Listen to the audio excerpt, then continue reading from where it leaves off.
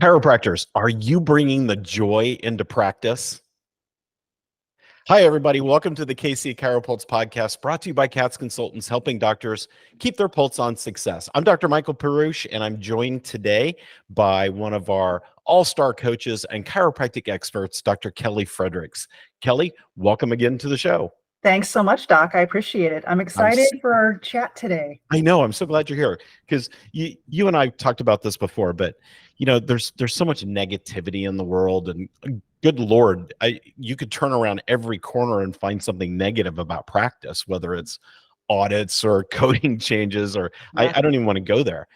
But when we bring joy into the practice and we bring the wow factor of customer service into the practice, I'm telling you, this, it's a total game changer. It's a game changer. Absolutely. Absolutely. I agree. It's when our patients feel different energies in our office, they want to be in our practice, right?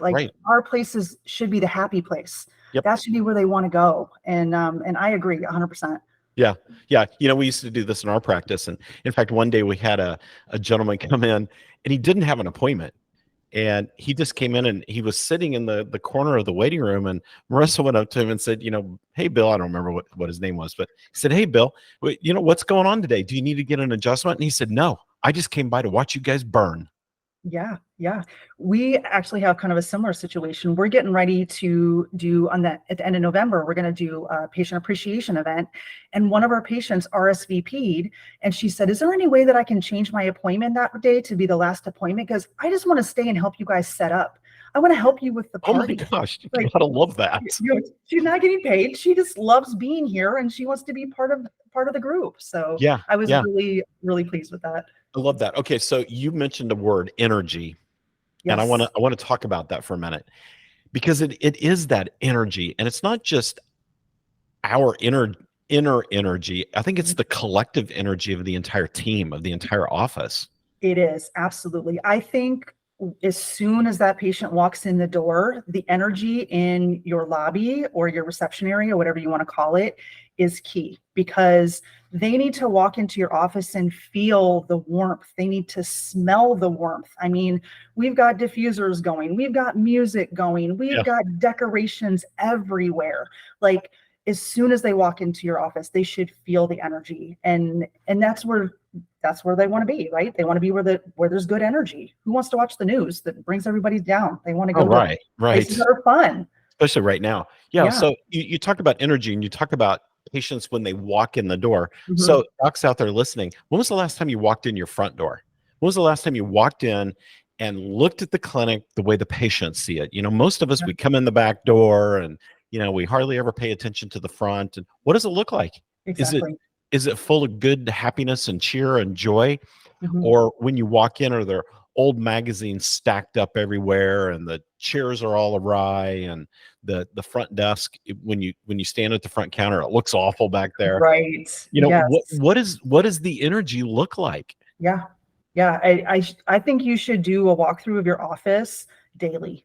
I walk, not only when you're seeing your patients, but on your shifts, just do a quick walkthrough. How does everything look? Is, like you said, are the magazines all over the place?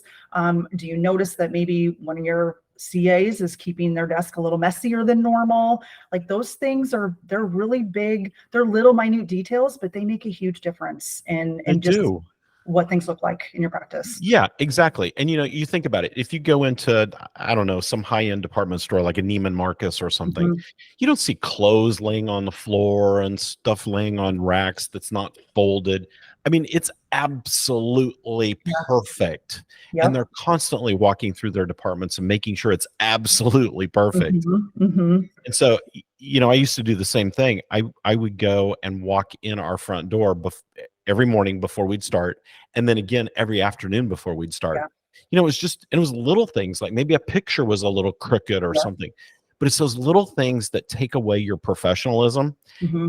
and get people focusing on the wrong things. Yeah, I had a plant. I'm terrible with plants. I had a plant in my office, and all of a sudden it started dying the other day, and I was like, oh my gosh, I have to get that out of my office and give it to somebody that can bring it back to life, because I don't want a patient coming in to my adjusting room thinking that they're coming in for vitality and they see my dead plant Right. in the window. So, even things like that, like Yeah.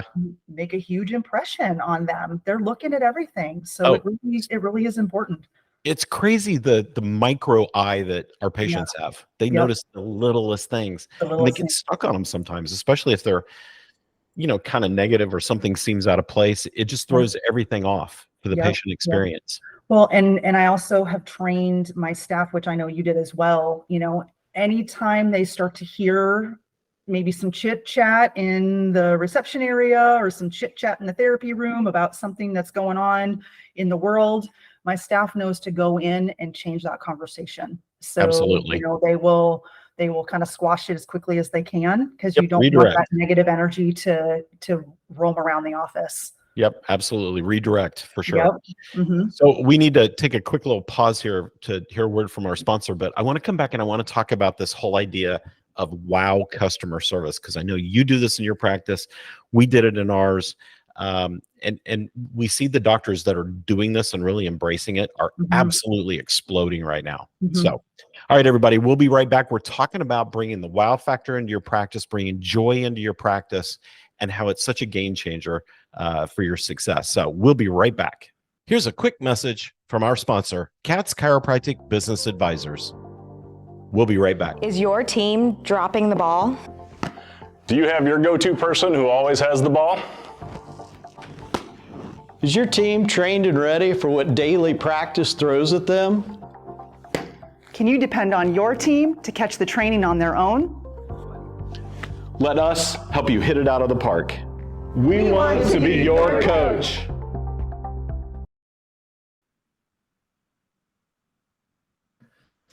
All right, everybody, we are back from our little break there. So, Dr. Kelly, we're talking about customer service, bringing the wow factor and bringing the joy into practice, and what a game changer that can be. And I want to kind of go down that customer service lane for just a minute. Sure. And I don't see a lot of practices. Let me flip that around. I see a lot of practices really embracing customer service, but I see some that aren't. And the difference in success between the two, the difference in the number of patient visits they see, the number of new patients they get, the referrals they get, is night and day. Yeah. And so this whole idea of customer service has to be embraced. And, what's the traditional doctor's office experience like? It's blah. Very boring. Yes. Very boring. Very boring. If not kind of negative sometimes. Yeah. Yeah. Yep. You sit around and wait. Yeah. You sit around and wait.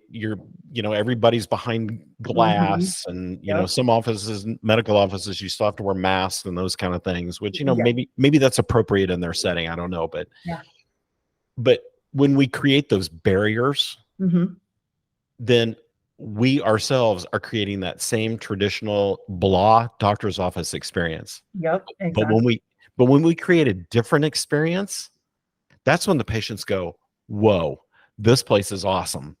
Yeah, I had with Halloween just being done, we were doing hot apple cider in our office. We have done this for years. Yeah. But before, we would have it out, for everyone to kind of take their own apple cider. Right. And we realized, why is nobody drinking the apple cider? Like, who doesn't love apple cider?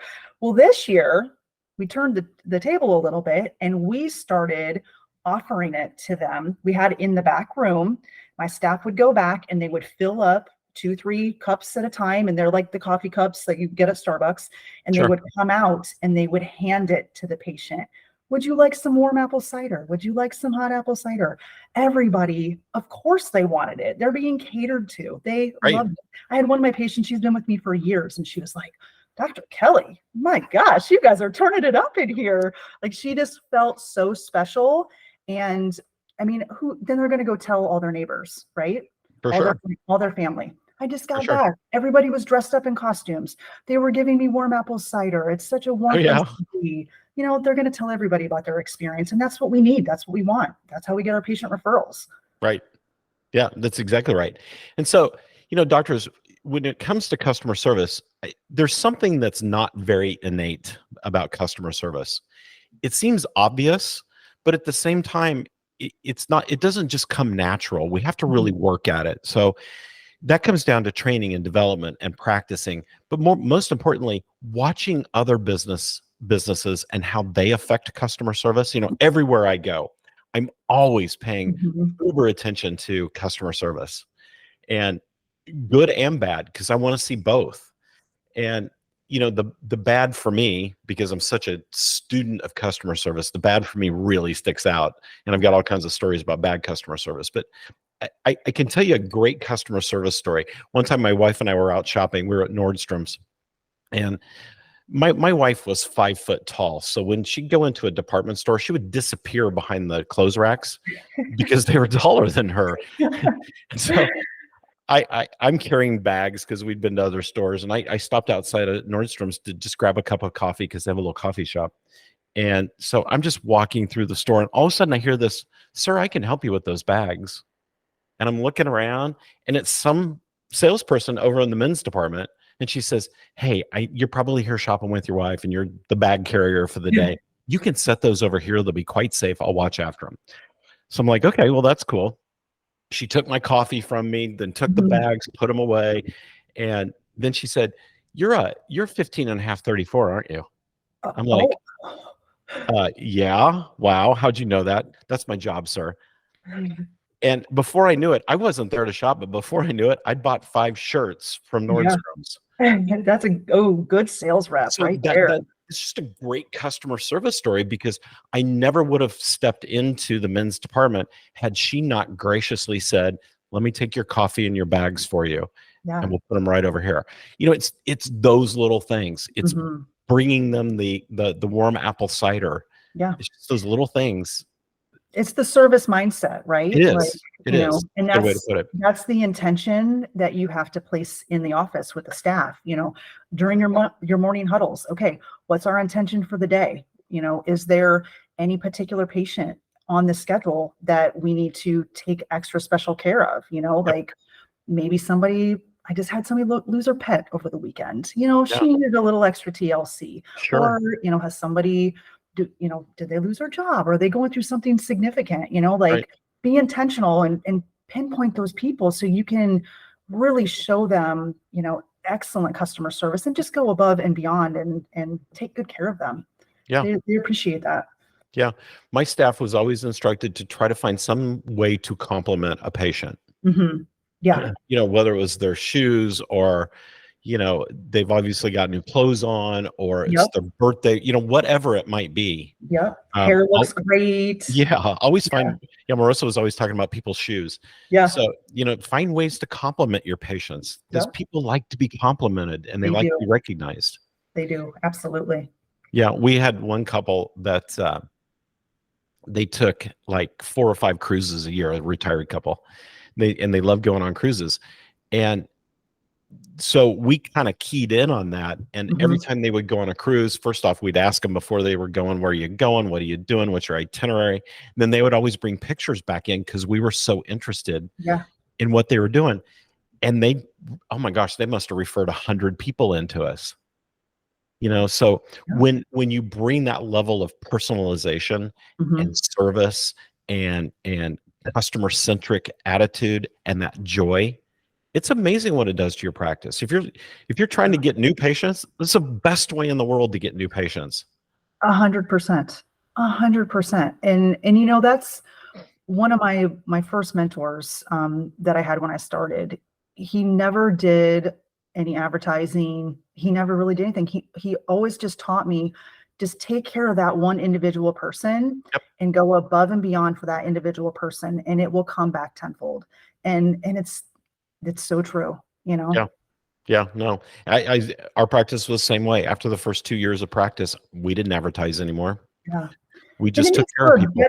And it makes for a better work environment too, because then the staff gets excited. They start making relationships with the patients. They want to know where the person went on vacation and how it was, and and then they get treated with respect, and everybody, it puts the focus on so much more. Right. So, docs, I implore you to think about, what are the things you can do to bring joy into the practice? What can you do to take better care of your staff? Yeah. What can you do to improve their joy? What can you do to improve patients' joy?